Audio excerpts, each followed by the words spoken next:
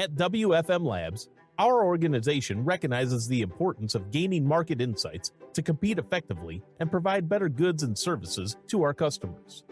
However, exchanging price or commercially sensitive information with competitors can violate antitrust laws and harm competition.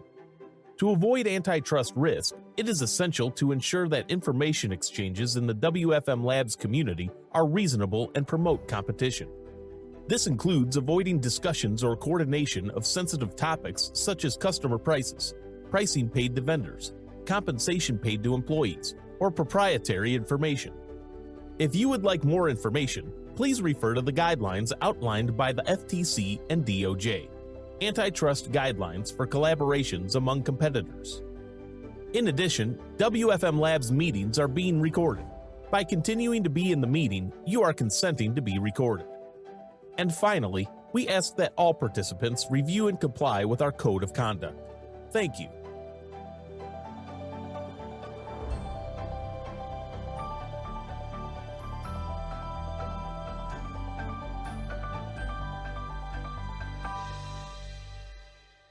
Hi, it's Ted Lango, founder of WFM Labs, and welcome to episode 10.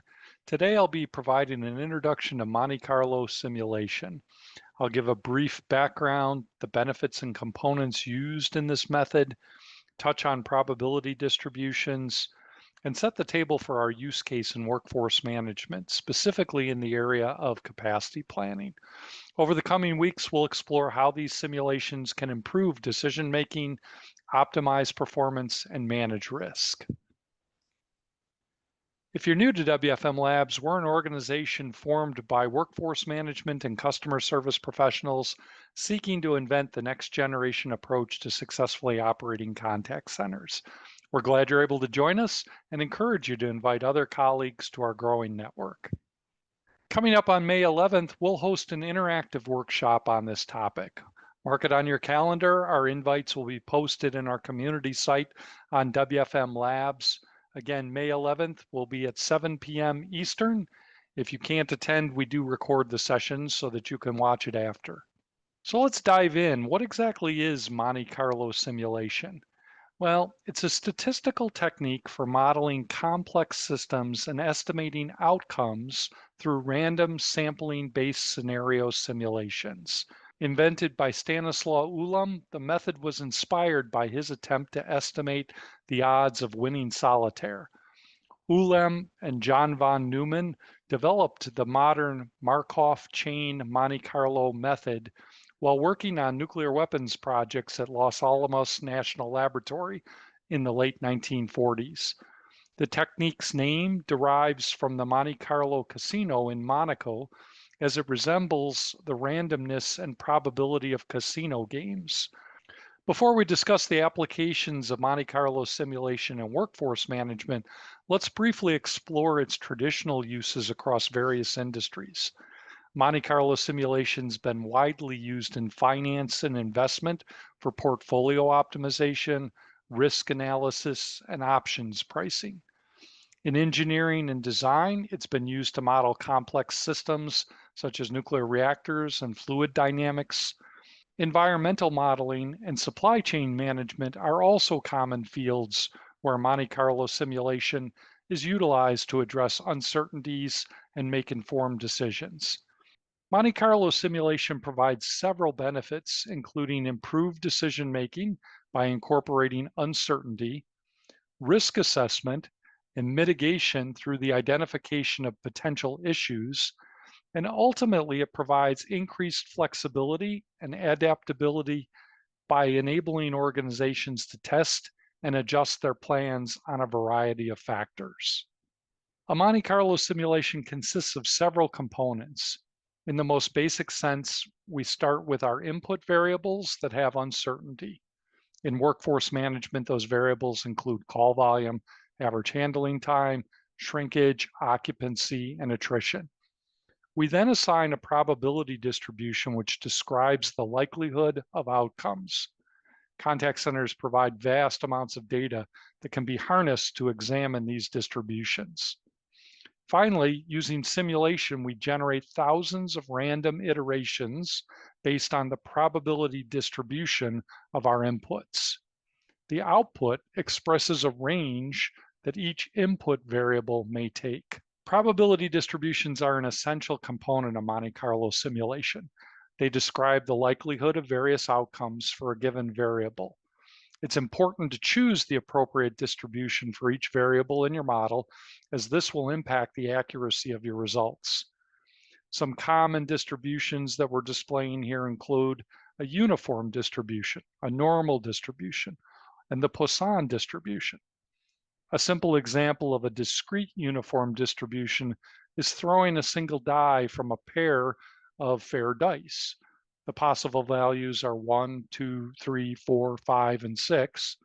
And each time the die is thrown, the probability of a given score is 1/6.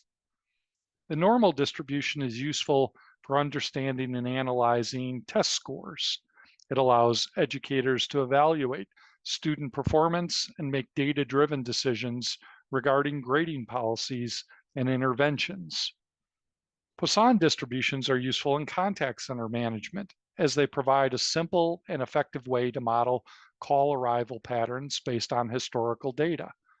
This information helps contact centers make better staffing decisions, optimize resources, and improve our overall operational efficiency.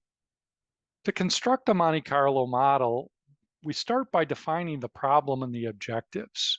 We identify the input variables and their relationships. Then we build simulation models that represent these variables and relationships using mathematical equations, logic, or other constructs. To get us started, we're going to define our problem as capacity plans that leverage fixed point inputs. This is how most of us build our budget. We end up with single point inputs around our call volume, our handle time, our shrinkage, our occupancy, our attrition. And in this case that we display, we calculate a fixed output, a head count, in this case, 248 head count, and associate a budget. But let's just take one of these variables. Let's look at AHT in this example, set in this capacity model at 445 seconds. While 445 seconds may represent an average value based on historical data, we know there's inherent variance and volatility associated with this value. By using Monte Carlo simulation, we take each of these inputs and we express that as a range of possible inputs, acknowledging that there's uncertainty in that variable. We then assign a probability distribution, and by leveraging the Monte Carlo methodology, we generate thousands of random iterations on that variable.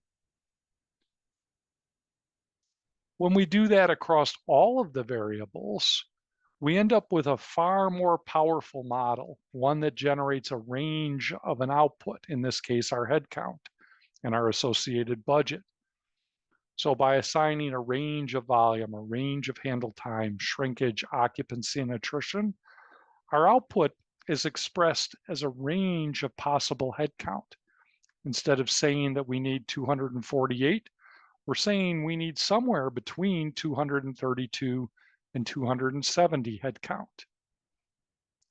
And by leveraging those probability distributions, we can speak to the likelihood of those various outcomes. We can say, instead of a single point of 248 head count, which has a 50-50 chance of being right, we look at that range of 232 to 270, and we can assign probabilities of the likelihood of that number covering our input ranges. That is to say, in this particular example, with our model used, 270 head count would cover 85% of the range. 248 head count is associated with roughly the midpoint. And once we've assigned that probability distribution, we can assign a risk rating, the real power behind Monte Carlo simulations, being able to look at a number and understand what sort of risk is associated with staffing to that specific head count. Now, this is just a very brief introduction to Monte Carlo simulation. I tried to put it in the framework of how we're going to be speaking to it relative to our capacity planning.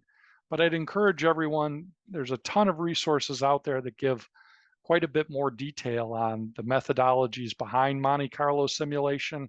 If you would like to get kind of up to speed on a deeper level, I'm referencing a great course by MIT. It's on MIT's open courseware on Monte Carlo simulation itself. It's about an hour long, but it gives a real good introduction to the thinking and the data science behind Monte Carlo simulation. In the coming weeks, we'll have more conversations around Monte Carlo simulation. We'll start to expand on this model and how we can build out these capacity plans and apply distributions to look at capacity planning in a different way. And we'll work up to our May 11th session, which will be an interactive workshop on risk-rated capacity plans. Again, I encourage everyone to mark that down on your calendar and join us as we have an interactive conversation on the topic. Thank you for tuning into episode 10. That's just a brief introduction on Monte Carlo simulation. Again, in the coming weeks, we'll have some conversations with members of the WFM Labs community, start to roll up our sleeves and look at actual models that you can put to work if you'd like to experiment with leveraging Monte Carlo simulation in building capacity plans.